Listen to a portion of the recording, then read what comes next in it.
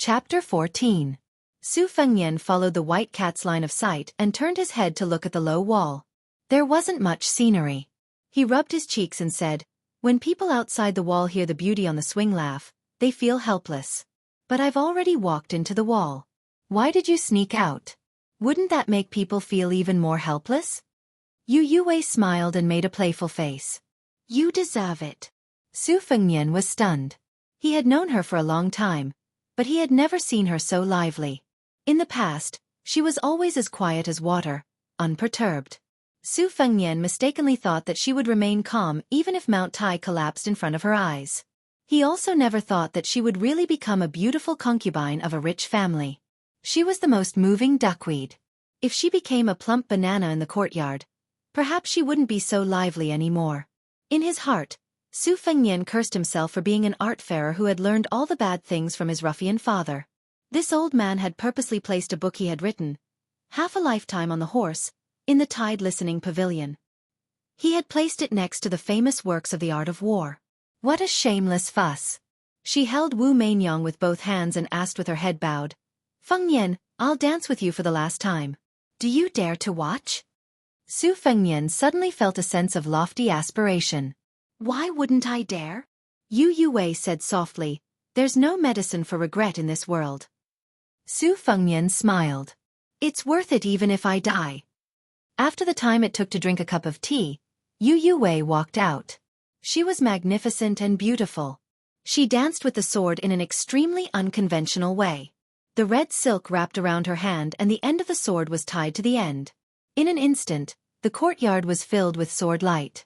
Last time, a zither girl was invited to perform the song, Riding Out of Liangzhou. This time, she personally sang the song, Looking at the City Wall. This poem was spread from the Shangyin Academy after the fall of West Chu. It didn't rhyme, but each word was sorrowful and indignant. It was ranked first among the mournful poems in the world. West Chu had a female gong sun. Her sword dance shook the world. The spectators were as dejected as the mountains, and the heavens and the earth bowed their heads for a long time. Among the 3,000 maids of the former emperor, Gong Sun Jianqi ranked first. The flag of Great Phoenix City was lowered, and only the beautiful woman stood on top of the city wall. 180,000 people had taken off their armor, and there wasn't a single man left in the country. Just now, Wu Mainyong was looking at the wall. Then who was it that was looking at the beauty standing on top of the fallen city walls? The song ended. The long sword flew out with a murderous aura, aiming straight for Su Fengnian's head. She seemed to have heard the dying man's last words. 10 fingers peeling green onions.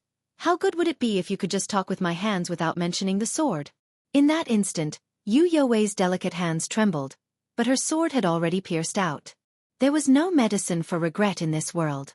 The poem, Gazing at the City Wall, was written by Yu You's father for her mother. At that time, the father and daughter were wrapped in the tide of refugees. When they looked back at the city wall, there was only a delicate figure. Not long after her father returned to Shangyin Academy, he died of depression. Her real name was Yu Xuanji, so she traveled a long distance to Lingzhou. First, she learned the most authentic Fengzhou accent, then became the most unbearable prostitute in the 3 religions and 9 schools. Fortunately, she was beautiful and was trained to be a courtesan from the beginning. She did not have to do the disgusting sex business. Then, naturally, she met His Highness the Crown Prince, who liked to flirt with women. They spent most of their time playing chess. This butcher's son was really unlike his father. He didn't know any martial arts.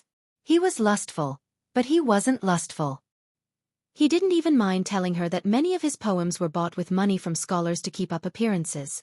Yu Xuanji only learned the basics of Gongsuan's sword dance, but she was confident that it was enough to kill Su Fengnian. The premise was that there were no lackeys of Bailiang Palace standing outside the room. She did not get the chance to kill him for 5 years. Then, Su Fengnian disappeared for 3 years. In another half a year, it would be his mother's death anniversary. Yu Xuanji was prepared to leave everything behind and guard the tomb for the rest of his life. But he came back, and there were no bodyguards guarding the entrance of the courtyard. Was this the will of heaven? She asked him if he dared to watch the sword dance. He said that death was worth it. Assassinating His Royal Highness, the most beloved son of the pillar state Su Shao, she must die. No one in the world could survive after doing such a thing. Well, there was a companion on the road to the netherworld. When the time came, he could beat and scold her as he wished.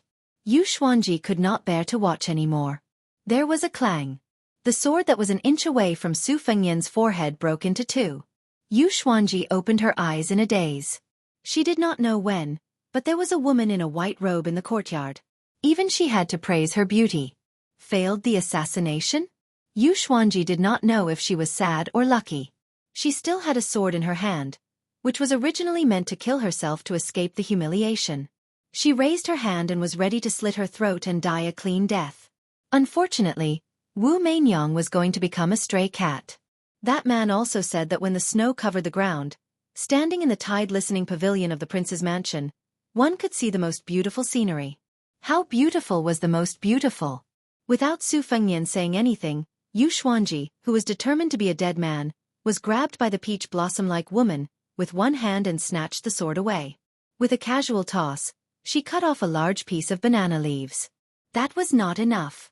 She hit Yu Huakuei's abdomen with her knee, making this pitiful beauty bow like a shrimp. Su Fengnian wanted to mutter, "Why does a beauty have to make things difficult for another beauty?" But after witnessing the ruthlessness of the white fox's face, he tactfully kept his mouth shut. Then, he saw the dazed Yu Wei. Although Su Fengnian was certain that he would not die here, he could not help but want to curse her, "Bitch!" and then rush up to her and give her 17 or 18 slaps. But he thought to himself, a little impatience will spoil the great plan of sharing the same bed. He exhaled a mouthful of foul air. Outside the 4 provinces of the cold land, it was easier for Su Fengnian to die than to live. But in the cold land, it was much more difficult to die than to live. You bunch of assassins are like carps crossing the river. Do you really think that my father, who is the pillar of the country and the king of Bailiang, is an embroidered pillow? Moreover, Su Fengnian had experienced the hardships of being at the bottom of society for the past 3 years. His mind had matured a lot. Back then, he was only puzzled by Yu Huakuei's inexplicable sword dance. He was now hanging out with his father, Yuan Zuozong, and a group of first-class martial artists who had walked on the battlefield every day. His Royal Highness did not know martial arts, but even if he had never eaten pork, he had seen pigs run. When he returned to Lingzhou, he had made up his mind to take the risk and confirm what medicine Yu Wei had in her gourd. If it was an aphrodisiac, that would be the best. He could take it home and enjoy it. If it was a poison, he could survive it. But as for the result, what else could a man who had suppressed his anger for 3 years do to a beautiful woman who he wanted to pounce on in her sleep? The only unexpected thing was that the one who made the move was White Fox's face. She was not the most powerful and domineering master in the residence that he had told his father in advance. Of course, looking at the situation, even if White Fox's face was not that high, it was quite high. Su Fengnian said shamelessly, "White Fox's face, do you have any techniques to make her lose her resistance? Like sealing her acupoints or something like that?" White Fox's face nodded and said, "There is something even simpler." She directly chopped Yu Huakuei's fair neck with her hand and knocked her unconscious. Su Fengnian's face stiffened. He ran over to check her breathing. After confirming that she was not dead, he sneered proudly. When he raised his head to look, White Fox's face had already disappeared. She indeed had the demeanor of a master. Su Fengnian carried the delicate body on his shoulder and carried it out of Zijin Tower. On this day, the news of His Royal Highness forced himself on Yu Huakuei began to spread like wildfire in Lingzhou City.